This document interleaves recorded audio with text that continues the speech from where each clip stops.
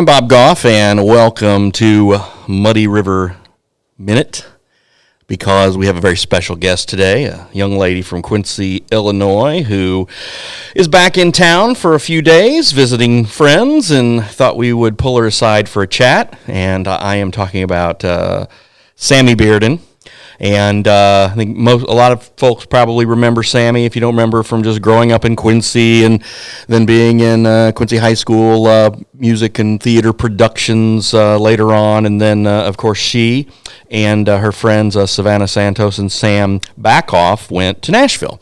And they were the band Avenue Beat. The group Avenue Beat. They performed here locally at many places and venues, and then they headed down to Nashville. But Sami is now here with us today, and to talk a little bit about herself and just what she's been doing, but also a little bit about the group dynamic, because our chat is on the heels of Avenue Beat's first and last album. Is that correct? Yes, that is. And I would just like to make it clear for everyone, when you said pulled me aside, I was just walking down the street and I was blindfolded and pulled into this building. I don't know what's going on at all. I bribed her with Merlot and pasta at tiramisu last night because my daughter, my wife Ellen and I, our daughter Michelle had a birthday yesterday, and she and Sami are dear friends. So Sami went to dinner with us, and I said, if I'm going to feed you and liquor you up, you have to do a podcast. Yes, so, the wine and dine, it worked. Yes. I agreed. There was no rider. It was a spit and a handshake. Well, we didn't spit and handshake because of COVID, but we just agreed. It was hand sanitizer and a handshake. Yeah, there you go. Yeah, I have a bottle of hand sanitizer on my desk, so we're very prepared for that, and a mask that probably needs to be washed. But anyway, and it's good to see you. It was good to see you last night. We were able to catch up a little bit, and before the surprise when Michelle didn't know you were coming, and that was a lot of fun.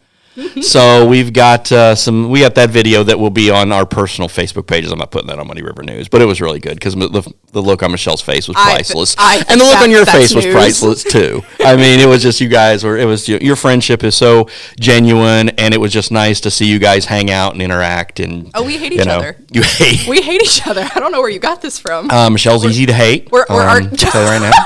So don't say that about our Libra queen, Michelle. No, she is my favorite daughter, absolutely. So there's no doubt about them. Favorite daughter, favorite middle child. She's wonderful. She's perfect.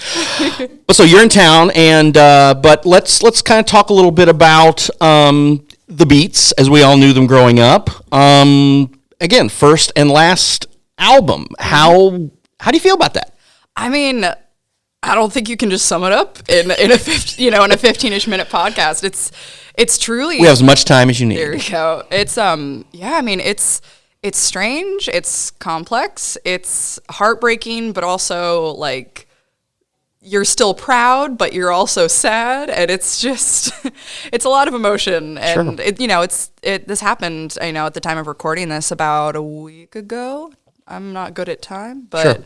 The reception of it, I think I kind of forgot that, in addition to the news being out of it being the last album, I forgot that it would be music out there in the world that people got to hear and like, oh yeah, like, right. People are listening to something that I, had a hand in making. So that's really cool. And it's kind of been a lot more fun than I was expecting, just to be like, oh, right. Like, people are like, like I have friends text me saying like, oh, I love this song. And it's just nice, I spent a little time listening to it this morning to kind of get in the frame of mind of just, okay, let's have this conversation. And some of the songs, of course, I'd heard before, and then the new ones. And then, of course, I was cheating and watching it on YouTube and just looking at it and all that. But it was again, remembering, you guys first performing here in town and, going and seeing you then and now this. And again, with when you guys headed out, when you left Quincy and said, peace out, we're going to go do this thing,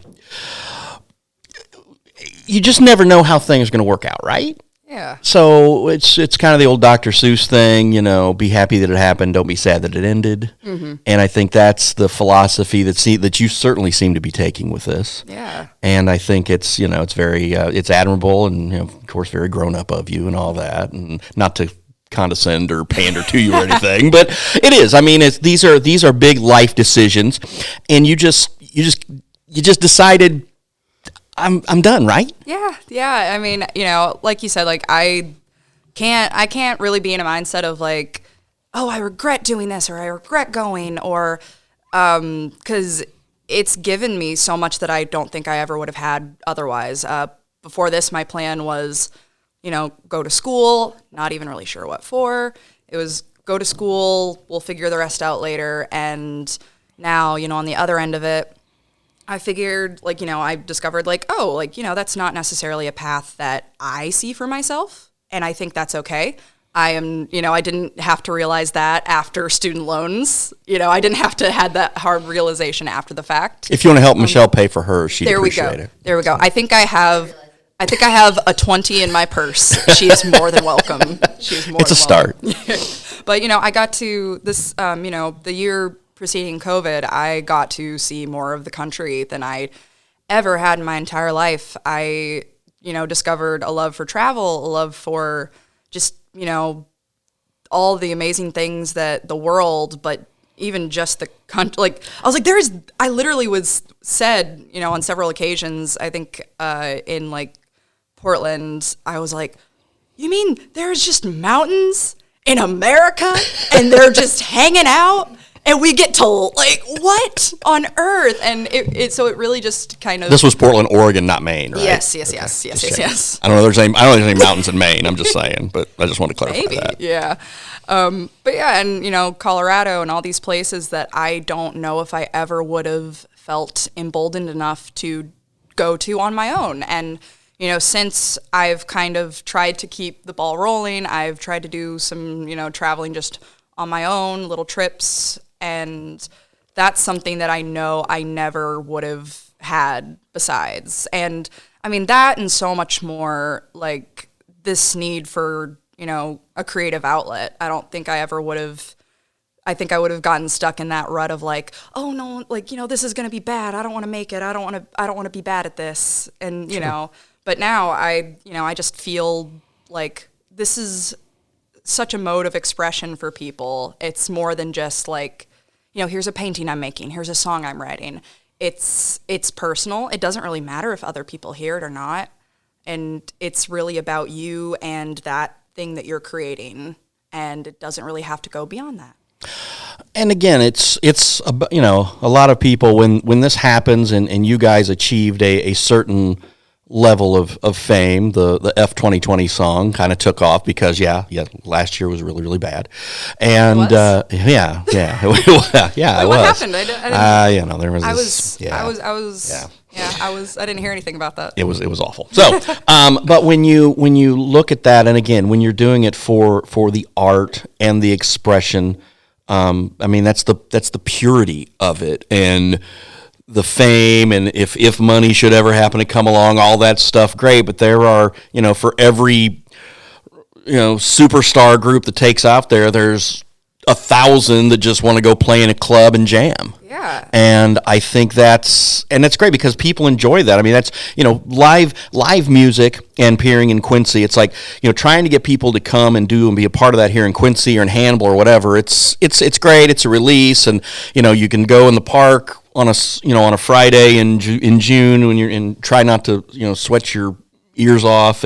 But then you can also go in a club, and it's just something that people enjoy. And I think that's a lot of it. But then when you and Savannah and Sam said, okay, we're going to do this, it takes it to another level. And again, it's that old adage, sometimes when your hobby becomes your job, it becomes your job, and it's totally different. Yeah, I heard this great thing the other day. I didn't want to work a 9 to 5, so now I work 24/7.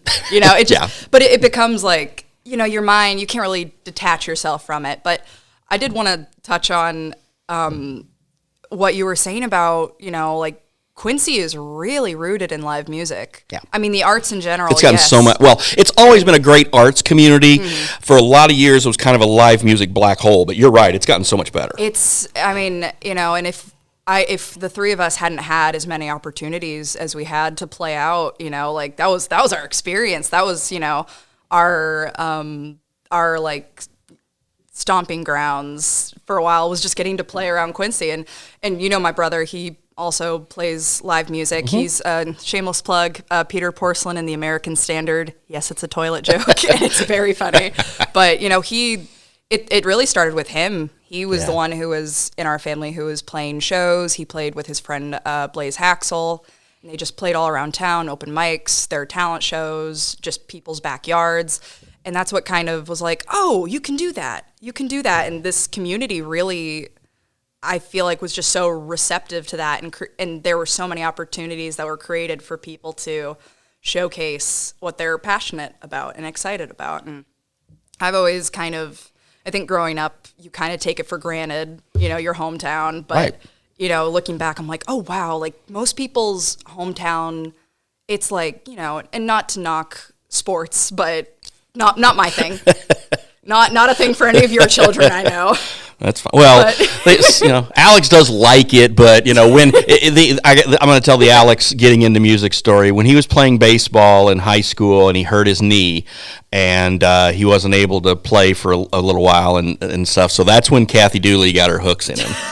And that's when he became, okay, I'm going to do all this stuff now, and I'm going to be the president of the choir, and I'm going to be in Showtime, and I'm going to play the dad in Hairspray that Christopher Walken played in the movie. So that's how, you know, she got her hooks in him that way. And then the other kids, you know, they all the kids have immense talent, and they all have specialties that they're, you know, Michelle's, you know, very dramatic. I don't know if you knew that or not.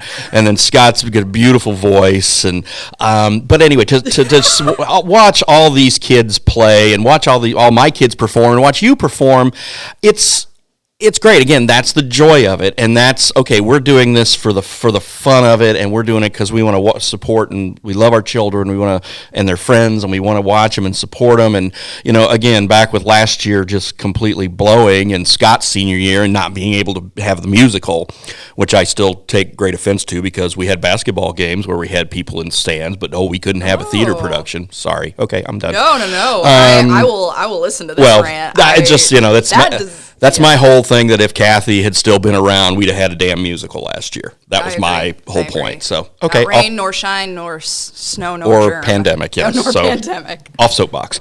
So, when you guys, you know, when you first got down there and first got into Nashville and you started to kind of do this professionally, when you were, but you were also still, you had other things you still wanted to do, correct? Yeah. I mean, my dream growing up was to do theater in a professional capacity. I don't know if that's necessarily something I see for myself now, but, you know, at the time of moving to Nashville, that was kind of like the big dream. That was like the big thing. And so, you know, I would annoy Sam and Savannah by singing show tunes in our first apartment that we lived in together for 2 years. But yeah, there's always kind of that lingering thing of like, am I losing time on this other thing that I'm also really passionate about? But yeah, does that answer your question?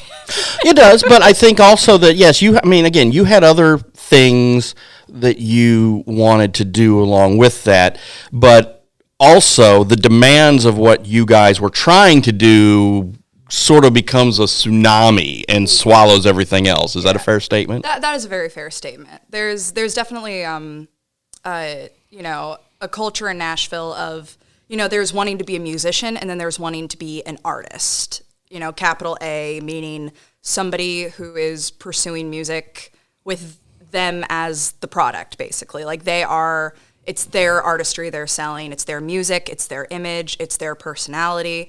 And it's just so much of you that you give to other people. It's just a lot of you that, you know, you come home at the end of the day and you don't really feel like, I mean, and this is just my experience. This does not go for everyone, but, you know, you kind of get home at the end of the day and you're like, oh, there's not a lot left. There's not a lot of me left for me. Oh, yeah. And yeah, I think that was where it went from, you know, we're writing songs, we're singing harmonies. That was my favorite part, was just singing harmonies. You know, it went from that to something that I was like, oh, I don't know if this like aligns with me. I don't know if this and I mesh very well. And it, you know, call it what she'd like, call it anxiety, call it, you know, just wanting to, you know, lay back and not have to worry about, being like a public figure or, pursuing becoming a public figure. It just kind of, that's kind of where it changes for a lot of people. Yeah, because you had your own path. You still had your own personal dreams and aspirations and still do. But then when you were part of the group and, you guys signed a contract. You guys were professionals, right? I mean, we're doing this. We're grown up now. We're doing this. Yeah. So that has got, but you still, and, you still want that time. Okay, I still don't know what I want. there are other things I want to do. And it's that balance. It's a work-life balance that we all struggle with, whether you're 25-ish, 4-ish, okay, sorry, didn't mean to give you an extra year, or you're 54. I mean, you still, that's just part of life is, okay, work is consuming. I got a lot of stuff to do. We've got to go this, boom, boom, boom, boom. It's like, okay, I got to take time out. I got to go chill out. I got to go hang out with the family. I got to go play golf, whatever. So it's that balance that we all have to find. And if you are in a position to where it is just so overwhelming and it's, you feel like you're kind of drowning in it a little bit, that's when you got to just reach out and say, hey, time out. I don't know if this is it. This is the thing. I think that's very understandable. Yeah, and at the time of us going down there, the time we made the decision to go down there, we were 17. Yeah. Like I didn't know the first thing about anything. I mean, I still don't, but especially then. Yeah. Like, we were just so little and that feeling doesn't go away like you're saying. I think that's something that I'm now discovering, like, oh, this is going to be here forever, isn't it? That tightrope of like, okay, like got my family, I've got my friends, got, my dog, got my work, I've got myself to take care of. And it's just, how do people do it? I don't get it. It's hard. Yeah, life is messy. There's a book out by an author that Ellen and I read. Matthew Kelly's his name. He's got a new book out called Life is Messy, and Ellen and I were listening to a podcast about it together the other night. And yeah, it just talks about, this, you think you have a plan, you think you have a path, not so much. Just like driving in Quincy, there's potholes. So you just gotta roll with it, and you have to take care of yourself. Or in my case, I have to take care of my family first. But with you, it's like, hey, you've got to figure out what you want to do, and you are, again, like you said, you're 24. It's like you got a gazillion years left in front of you. And and I think there was this strange pressure that I put on myself. No one else put it on me, but getting kind of a career path, rolled out in front of you at a very young age, you're like, okay, I'm ahead of the curve. Like everyone else my age is about to go to college. They're about to have this life path, and I'm already on my career. I've already got that figured out. Thank goodness. And then to, be then 24 and just be like, oh no. I don't have this figured out. So bless you. Just, yeah, exactly. Just, it's, and there's that thing of like, oh no, like I lost it. All that hard work I did, all of that groundwork I did on building my life. No, life that, a career is not your life. It is a part of it, but it's also something that is very subject to change and very, hello. Like you said, the last, like you said, 7 years since you guys made the decision to go down there. Again, it is an important chapter of your life. It is something that, you will always cherish. But again, it is a part of your life. It's a chapter. And now for you, it's just, okay, what's the next chapter? Yeah. So what is the next chapter? What is the next chapter? I have no idea. I have no freaking idea. I've got no clue, but I'm kind of okay with that. Yeah, I think I'm kind of, just thinking about moving somewhere that's not Nashville. Quincy was my home for 18 years of my life. Nashville was my home for the next 5 or 6. I'm not good at math. Close enough. Yeah, close enough. I think it'd be really interesting to try to just see what else is out there. For myself personally, it always sounds so lame when people are like, oh, like, what do you do? That's a big question in Nashville. Like, people are like, oh, what do you do? Which is basically like, why are you in Nashville? Mm-hmm. Why are you here? And usually, the answer is, oh, I do music. Yeah. And for myself, lately, I've just been like, I just hang out. I hang out and I draw my little pictures and I play my little video games and I read my little books and I take care of my dog and I take her to the dog park and it's fun and I like it and I like having fun. And you're taking care of yourself and that has to come first. Yeah, and I'm coming home. I'm trying to see my family more. That was one of the things that I was that was very much so a deciding factor for me. I was kind of just really, I was in two minds about what I should be doing. At this time I was in the band. I knew that something about that wasn't meshing with my life. And I was trying to like deconstruct it and think about like, okay, what things matter to me? If I'm taking where I live, what I do, if I'm taking all of these out of the equation, what things are important to me? And one of the main ones was my family. Yeah. Getting to be, able to go visit my sister whenever I felt, or, coming back to Quincy to see my mom and my grandparents. And because you're very lucky that you still have grandparents that you can see, and that's and family that I'm, not only like, okay, I got I love my family, better go see them. I like them. Yeah. I also like them so much. They're such goobers, and it's so fun to be around them. And and my sister, she has two kids, and they are just both firecrackers. And bless FaceTime, because that really over the years, they don't, every time I go there, they're not like, who are you? Weird bald lady. They know me. I get to be Aunt Sammy, which is my favorite thing that I get to be. And now I get to see them a lot more than I have been able to in the past 5 years, just because that workload is pretty intense. You have a lot of commitments, a lot of obligations, a lot of things that you have to be present for, and it can also change, like, very last minute, like, oh, so-and-so can't do this day. We gotta like reschedule. Can you do it tonight? And I'm just like, okay, sure.